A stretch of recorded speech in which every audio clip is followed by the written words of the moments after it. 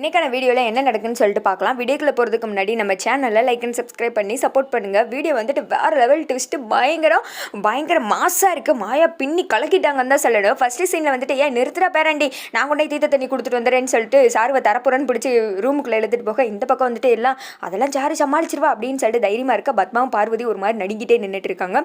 உள்ளே போனதும் அப்படின்னு சொல்லிட்டு பாட்டி கொடுங்க பாட்டி குடிச்சுக்கிறேன் அப்படின்னு வந்துட்டு சாரு கேட்குறாங்க.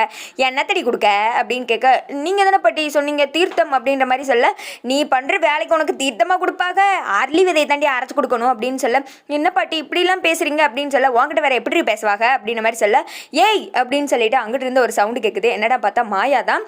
டக்குன்னு வந்துட்டு முக்காடு எடுத்துடுறாங்க. சாரு எவ்வளோ தைரியம் இருந்தா நான் வந்துட்டு சீனுவை கல்யாணம் பண்ணிக்க போகிற நேரத்தில் கடத்தி வச்சுட்டு நீ போய் மணமேடையில் உட்காந்துருப்பா, சீனிலாம் ஒரு பொண்ணா அப்படின்னு சொல்ல, அந்த பக்கம் சாரு கத்த ஆரம்பிச்சிடுறாங்க.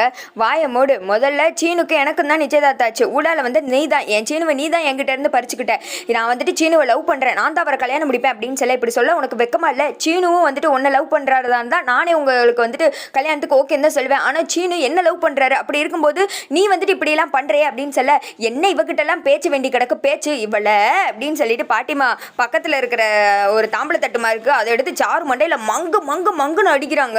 அடித்த ஷாக்கில் சாரு மயக்கம் போட்டு விழுந்துடுறாங்க. என்ன பாட்டி இப்படி பண்ணிட்டீங்க அப்படின்னு சொல்ல, பிற இவகிட்ட பேசி கொஞ்சிக்கிட்டு இருப்பாங்களா, நம்ம பேசிகிட்டே இருந்தால் டைம் ஓடிக்கிட்டே இருக்கும், எல்லாரும் நமக்காக வெளியில் வெயிட் பண்ணுறாங்க, டக்குன்னு வா கிளம்பு அப்படின்னு சொல்லிட்டு அடுத்து வந்துட்டு மாயாவை வெளியில் கூப்பிட்டு வர்றாங்க.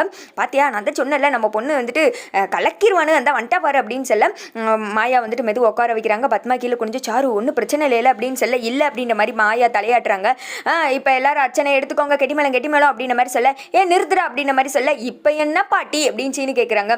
எவ்வளோ நேரம் தான் முக்காடு போட்டு வந்துட்டு கல்யாணம் பண்ணுறதுக்கு ரெடி ஆவாங்க, நம்ம பரம்பரையில் இப்படிலாம் பண்ணது கிடையாது, நல்ல முகத்தை காமிச்சு பழிச்சுன்னு சிரிச்சுக்கிட்டே பண்ண வேண்டியது அப்படின்னு சொல்லி ஜானகி வந்துட்டு ஓப்பன் பண்ணுறதுக்காக போகிறாங்க. பாட்டி சொன்னதும் டக்குன்னு வந்துட்டு பத்மாவை பார்வதியும் தடுக்கிறாங்க. என்னடி நீங்கள் ரெண்டு பேர் பதறீங்க, அதெல்லாம் ஒன்றும் இல்லை, மாயா முகத்துக்கு ஒன்றும் ஆகாது அப்படின்னு சொல்ல, எல்லாருமே வந்துட்டு ஐயோ என்ன இது இந்த பாட்டி இப்படி குழப்பம் பண்ணுது அப்படின்னு சொல்லிட்டு சாருவோட அம்மா அப்பா இந்த பக்கம் புவனேஸ்வரியெல்லாம் கதறிட்டு இருக்க, டக்குன்னு வந்துட்டு முக்காடை எடுத்தா மாயா இருக்காங்க. அதை பார்த்தது எல்லாரும் ஷாக் ஆயிடுறாங்க. ஐயோ என்னங்க நம்ம பொண்ணு சாரு எங்க அப்படின்னு சொல்லிட்டு அவங்க அம்மா கேட்க, அதான் எனக்கு ஒன்றும் புரியல, கொஞ்ச நேரம் அமைதியாரி, எனக்கே வந்துட்டு மூளை குழம்புது அப்படின்னு சொல்லிட்டு அவங்க அப்பா சொல்ல, இந்த திக்கும் பத்மாவுக்கு பார்வதிக்கு என்ன பண்ணுறேன்னே தெரில.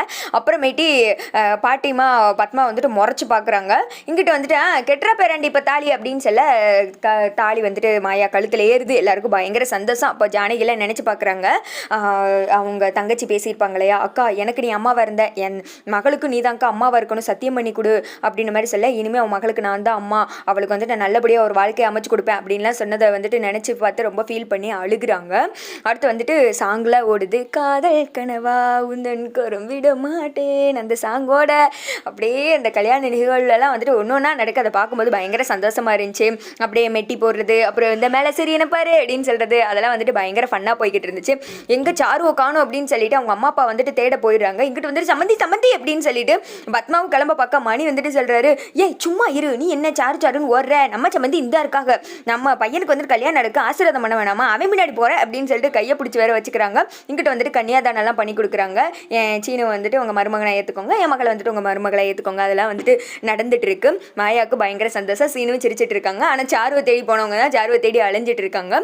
அப்போ வந்துட்டு ஒரு ரூமுக்குள்ளே போனால் சாரு மயக்கம் போட்டு விழுந்து கிடந்திருக்காங்க.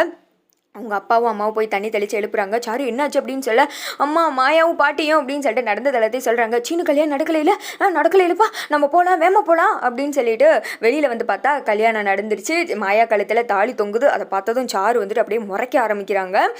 எல்லாரையும் வந்துட்டு ஓவராலாக சாப்பிட்றதுக்கு அங்கங்கன்னு எல்லாத்தையும் வந்துட்டு கிளம்பிற மாயா வந்துட்டு சொல்கிறாங்க சீனுக்கிட்ட, நீ போ சீனு, நான் பின்னாடியே வந்துடுறேன் அப்படின்னு சொல்லிட்டு விறுவிறுன்னு அவங்க அத்தை சாரு எல்லோரும் இருக்கிற இடத்துக்கு வர்றாங்க. அத்தை நான் உங்களை நம்பினேன் அத்தை, ஆனால் நீங்கள் எப்படி பண்ணுவீங்க நினச்சி கூட பார்க்கவே இல்லை அப்படின்னு சொல்லிட்டு இந்த திக்கம் சாருவை பார்த்து முறைக்கிறாங்க. ஏய் அப்படின்னு சொல்லிட்டு சாரு சொல்ல, ஏய் கையை இறக்கு அப்படின்னு மாயா கெத்தா சொல்ல, சாரு வந்துட்டு அப்படியே கையை கீழே இறக்கிடுறாங்க. இங்கே பாருங்க, நீங்கள் நீ ஏற்றுக்கிட்டாலும் ஏற்றுக்கலாம், நான் தான் உங்கள் மருமக, இந்த தாலி தான் அதுக்கு சாட்சி. அது மட்டும் இல்லாமல் சீனு என் கழுத்தில் தாலி கட்டாரு, அதை யார் நினைச்சாலும் மாற்ற முடியாது அப்படின்ற மாதிரி சொல்லிட்டு, இப்போ கூட இந்த நடந்த விஷயத்தெல்லாம் என்னால் வீட்டில் இருக்கவங்க கிட்ட பெரியப்பா கிட்ட சொல்ல முடியும், ஆனால் அப்படி மட்டும் நான் சொன்னேன்னு வச்சுக்கோங்களேன், உங்களை மாமா வீட்டில் கூட சேர்த்துக்க மாட்டாரு அப்படின்னு சொல்ல, பத்மா சொல்கிறாங்க என்ன மிரட்டுறியா அப்படின்னு சொல்ல, மிரட்டலத்தை நடக்க போகிற உண்மையை தான் நான் சொல்லிட்டு இருக்கேன், ஆனால் அப்படி நான் ஒன்றும் சொல்ல மாட்டேன், நானும் உங்களை மாதிரியே யோசித்து பண்ண ஆரம்பிச்சிட்டா உங்களுக்கு எனக்கு என்ன வித்தியாசம் இருக்குது, ஆனால் நீங்கள் வந்துட்டு இப்படியெல்லாம் பிளான் பண்ணுவீங்கன்னு நினச்சி பார்க்கவே இல்லை. ஆனால் கடைசியில் உண்மை ஏதோ அதானே ஜெயிச்சிச்சு. நான் தான் சீனோட ஒய்ஃபு. அது எந்த காலத்தில் யார் நினச்சாலும் மாற்ற முடியாது. இனிமே உங்கள் வேலையை பார்த்துட்டு நீங்கள் அமைதியாக இருக்கிறதே நல்லது அப்படின்னு சொல்லிட்டு அவங்கள பார்த்து பயங்கர கெத்தாக மாசாக பேசிகிட்டு இருக்க புவனேஸ்வரிக்கு அவங்க அண்ணனுக்குலாம் என்ன பண்ணுறேன்னு தெரில. அப்படியே தலையை கீழே குனிஞ்சமானிக்கு உட்காந்துட்டு இருக்காங்க. பத்மாவும் சாரு அப்படியே முறைச்ச மாணிக்கே மாயாவை பார்த்துட்டு இருக்கு. அதோட பார்த்திங்கன்னா வீடியோ முடிஞ்சிருது.